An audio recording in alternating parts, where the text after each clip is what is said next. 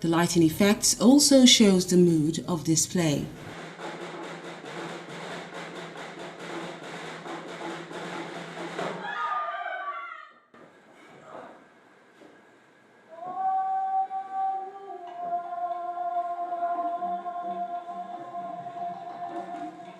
The Crown Troupe of Africa is once again given the task to tell this story, and they do it with lots of music, dialogue and dance.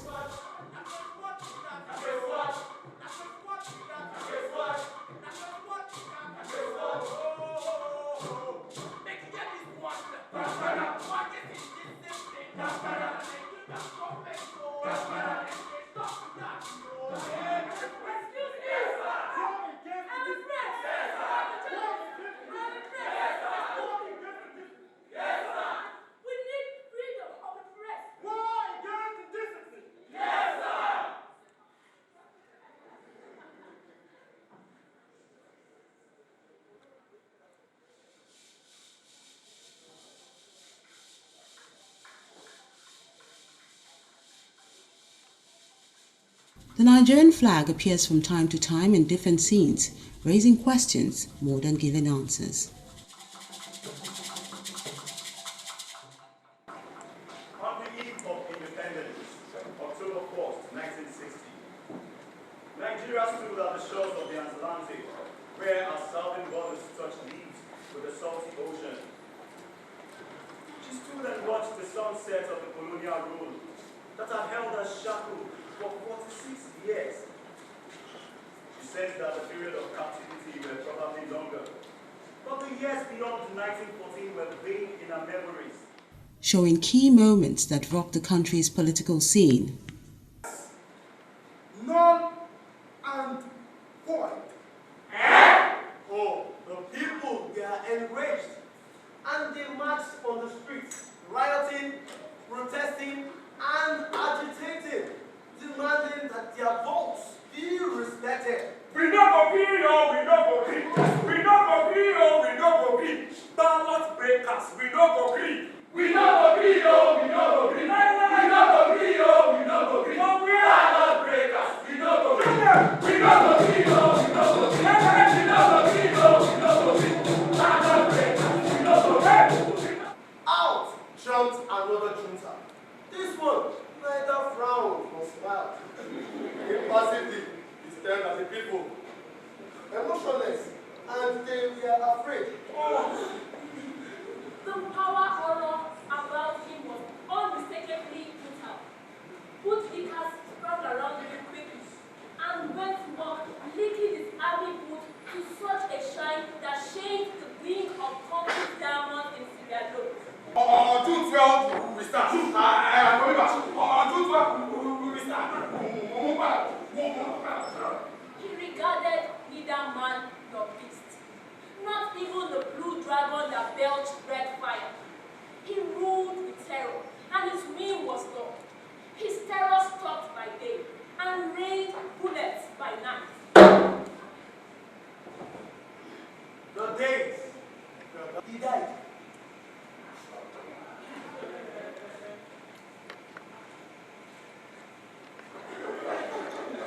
An act of God, cried the people. It was actually said that the people celebrated on the streets and the corners of beer parlors. Slum to School Africa, a social advocacy group created to change the lives of children living in rural communities, is the brain behind this project, put together for a good reason too. What we're basically trying to do now is to create an avenue where we can do more, where we can help more kids. So we're setting up a mentorship hub in Makoko, actually 4 mentorship hubs.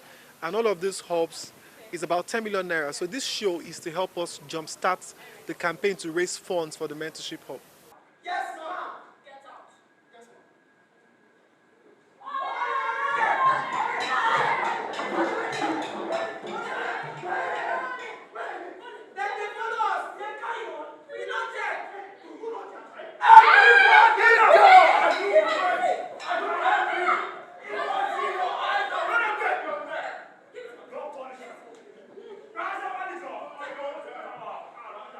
Also to celebrate Nigeria, to look at our history over the last 100 years and how that basically has brought us where we are and how we could move ahead and forge and build a better future for our nation. Fellow Nigerians,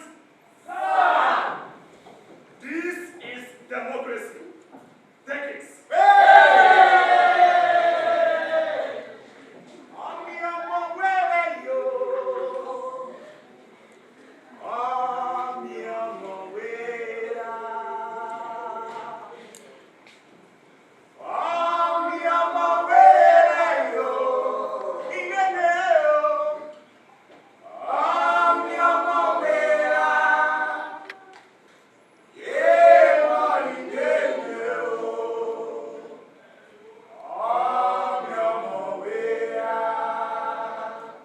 What does it mean to think of nation first before self? The love of country has been a subject of warm commendations and is certainly a notable passion. But does that fire still burn in the hearts of many Nigerians? If you were raised in Nigeria in the last 20 years, you realize that patriotism was lost on us. I mean, I wasn't raised to love Nigeria. The military came in and then corruption. There was just too many stories around for you to want to love the country. So what we did was to take aspects of our story and to tell it. We want to reintroduce history to the young generation.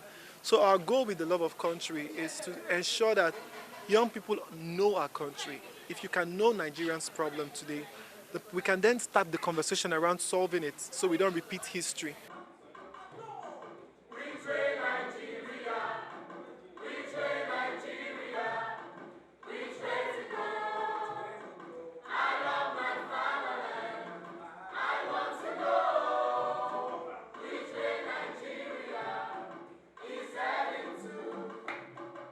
Nigeria is our home, and lots of young people do not really understand our history or do not have a good understanding of, the history of Nigeria, where we are coming from. And we know if you do not really know where you're coming from, it's difficult to move, to build a better future or know where you're going to. And so this performance, it's quite very symbolic, and it showcases Nigeria before independence down to 2014, and we're also looking at what the future would look like, and that future will basically be a great future if we as young people start now to take proactive efforts in building the future by firstly securing providing access to education to children who might never have an opportunity to go to school if we do not support them, and changing our mindset as young people, not just to complain about what the government is not doing right or to criticize the government, but to get into the scene, take leadership roles, not necessarily in politics, but wherever we find ourselves. The actors here intend to rekindle that passion and make everyone to think about the future, which could make them do things differently.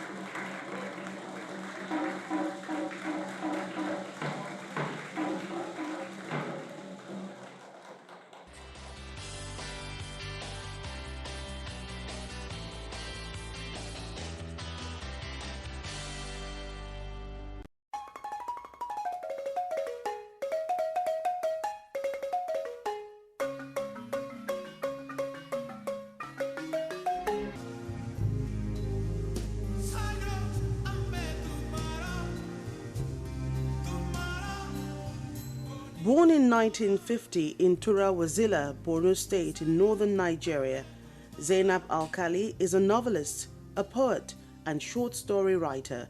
She graduated from Bayero University in Kano in 1973 with a degree in the arts.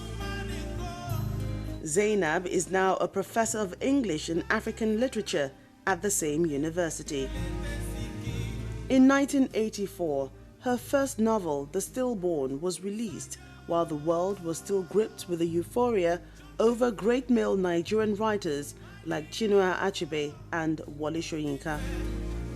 For those that thought she was just a flash in the pan, in 1986, Alkali baited her detractors with a virtuous woman, affirming that she was here to stay. In her third book, Cobwebs and Other Stories, published in 1997, she proved herself yet again as a craftswoman of the more difficult art of short storytelling. She joined other writers like Doris Lessing, Buchi Emecheta and Flora Nwapa to champion the cause of women, which she reflects in most of her works. Zainab Alkali is the first female novelist from northern Nigeria.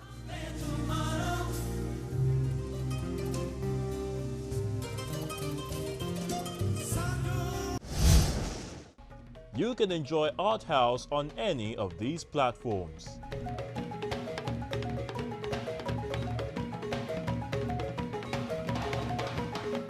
So always remember, art is to nourish the root of our culture. Society must set the artists free to follow their vision wherever it takes them. That's Art House today. Thank you so much for being a part of it. I'll see you next week.